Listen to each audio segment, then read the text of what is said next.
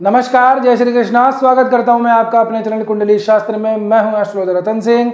मकर राशि हो, मकर लग्न हो, आने वाला सप्ताह कुछ ऐसे परिवर्तन लेकर के आ रहा है जो हो तो बड़े सूक्ष्म रूप से रहे हैं, लेकिन उनका प्रभाव जो है बड़ा ही विस्तार से होने वाला है। जी हाँ, एक तो सबसे पहले जो है इस सप्ताह की जो बड़ी अपडेट है उसमें 2 तारीखें नोट कर लीजिए। एक है 22 जुलाई और एक है 25 जुलाई। 22 जुलाई होगा बढ़ला, नवमी रहेगी इस दिन। 25 जुलाई को देव शनि एकादशी रहेगी। क्या महत्व है इनका? ये दोनों ही जो दिनांक हैं यहाँ पे अबूझ मुहूर्त रहने वाला है, यानी कि कोई भी शुभ काम आप लोगों को करना हो तो किसी से बूझने की ज़रूरत नहीं है, बिना पूछे काम कर सकते हैं। कोई भी शुभ काम, कैसा भी काम जो आप पहली बार कर रहे हैं, कुछ अच्छा कर रहे हैं, लॉन्ग उसका प्रभाव होने वाला है, लंबा प्रभाव है, दोबारा शुरू करें, कैसा भी XYZ कोई काम हो, अच्छा काम, शुभ काम, उसके लिए ये दोनों ही तारीखें बड़ी ही उत्तम रहने वाली हैं। अब आगे थोड़ा सा बढ़ते हैं, थोड़ा सा देख लेते हैं। देखिए फटाफट से, एक तो कुछ परिवर्तन ऐसा है कि आप लोगों के लिए जो छठे भाव के अंदर, क्योंकि आपके भाग्येश बुध बनते हैं, भाग्य को लेना जरूरी है। भाग्य बलवान तो गधा पहलवान। बुध जो है ये वक्री भी थे, अस्त भी थे। अब ये 22 और 23 2 तारीखें होंगी। 22 तारीख को तो ये उदय हो जाएंगे और 23 जुलाई के दिन ये जो वक्री चल रहे थे ये वापस से मार्गी हो जाएंगे, यानी कि जो रिवर्स गियर में गाड़ी चल रही थी अब वो वापस आगे बढ़ने लगेगी, टॉप में आ जाएगी। तो यहाँ से क्या होगा, एक तो इम्पॉर्टेंट बात यह है कि आप लोगों के लिए जो थोड़ा, देखो ऐसा ज़रूरी है हुआ होगा आप लोगों के लिए कि कुछ काम जो है हमारे अटक रहे हैं।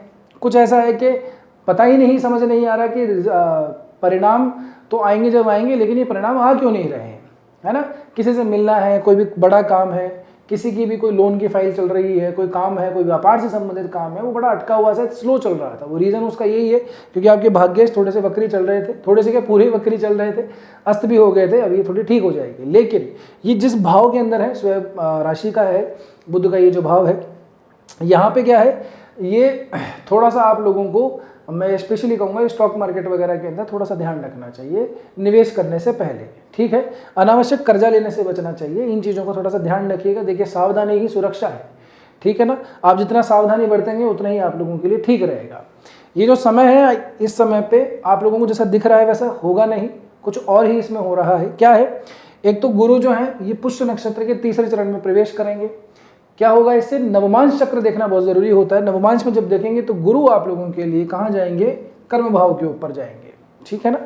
यहाँ से अगर आप देखेंगे तो जो गुरु हैं आप लोगों के लिए खास कारक नहीं बनते हैं, 12वें और तीसरे भाव के स्वामी बनते हैं। ये नवमांश चक्र के अंदर जब दशम के अंदर जाएंगे, उच्च अवस्था के अंदर तो वैसे भी हैं, अस्त हो रखे हैं। तो कुल मिला के बात यह है कि अपनी वर्किंग प्लेस के ऊपर, है ना, कई बार ऐसा होता है कि व्यक्ति अपनी चलाने का प्रयास करता है, ठीक है ना। अगर उनका पॉइंट गलत भी होगा तो भी उसको साबित करने का कोशिश करता है कि मैं ही सही हूँ। खामखा उससे क्या होता है कि एक तो आपकी छवि थोड़ी सी खराब हो जाती है, दूसरा आपका जो रैशनल तरीका है सोचने का, करने का, कामों करने का, वो भी काफ़ी जजमेंटल हो जाता है। लोग उस पर विचार करने लगते हैं कि यार आदमी ऐसा नहीं है। तो इन चीज़ों को थोड़ा ध्यान रखिएगा, क्योंकि मैं ये नहीं कह रहा कि आप गलत हैं, लेकिन थोड़ा एरोगेंस आदमी में आ जाता है, ठीक है ना।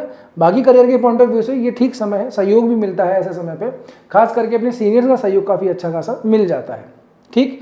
अब नवमांश चक्र के अंदर स्थिति दोबारा देखिए एक बार और, ये जो आपके चौथे भाव हैं और साथ ही के अंदर जो आपका लाभ भाव है, इसको रूल कौन करता है, मंगल महाराज। मंगल महाराज कहाँ बैठे, पंचम में। दिखने में तो बढ़िया है, ठीक है ना। लेकिन समस्या क्या है कि 23 तारीख से पहले ये जिस नक्षत्र में रहेंगे, रोहिणी नक्षत्र का चौथा चरण होगा, तो यहाँ से नवमांश के अंदर जब हम देखेंगे तो ये नीच अवस्था के अंदर दिखाई देंगे कर्क राशि के अंदर।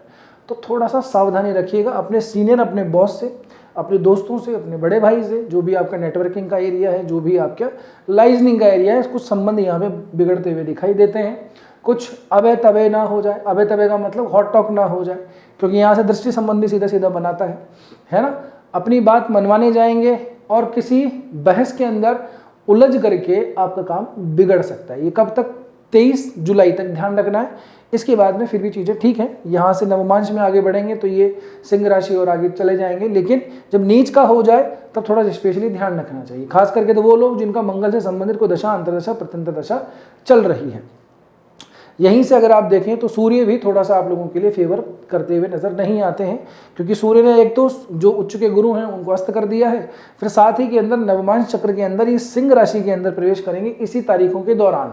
इसके बाद में ये आगे बढ़ जाएंगे, ये कन्या और तुला के अंदर जाएंगे सप्ताह के एंड तक आते आते। कहने का तात्पर्य ये है कि सप्ताह का जो शुरुआत का जो समय है वहाँ पे खास करके आधा सप्ताह जो है वहाँ पे काफ़ी चीज़ों का ध्यान आप लोगों को रखना है।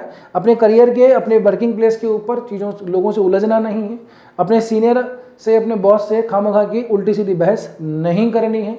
रिकग्निशन नहीं मिल रहा, मत मिलने दीजिए, कोई दिक्कत नहीं है। स्टॉक मार्केट वगैरह के अंदर पैसा लगाने से थोड़ा बचना चाहिए, थोड़ा नुकसान हमको हो सकता है, ठीक है ना। इसके बाद में चीज़ें आप लोगों की ठीक हो जाएंगी। 23 जुलाई के बाद में भाग्य सही दिशा के अंदर आ जाएगा, तब आप लोगों के लिए अनुकूल स्थितियाँ बन जाएगी। इसी समय पे क्या है, एक और थोड़े से अपडेट में बता देता हूँ आपको।